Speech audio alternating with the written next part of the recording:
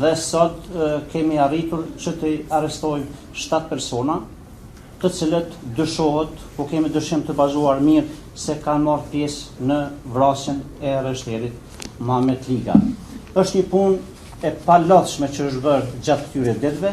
Ne edhe në konferencën paraprake e kemi thënë që do t'ju mbajmë të informuar në lidhje me zhvillimin e kësaj ngjarje e cila ka qenë shumë e rëndë, dhe sot e kemi një rezultat, mund të themi preliminar, ku 7 persona janë duke u intervistuar dhe me vendim prokurorit do të vazhdohet procedura me tutje.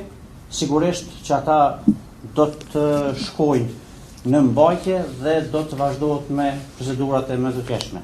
Çka dua të them më tepër është që bashkëpunimi mes institucional gjithmonë rezulton me rezultate pozitive, siç është edhe ky rast i sotëm. Ne, si prokurori themelore dhe gjithashtu edhe si policia e Kosovës, ja kemi pas borxh policisë Kosovës dhe arreshterit Muhamet Liga që të bëjmë këto veprime procedurale dhe në fund të kemi këtë rezultat të cilën e kemi tani.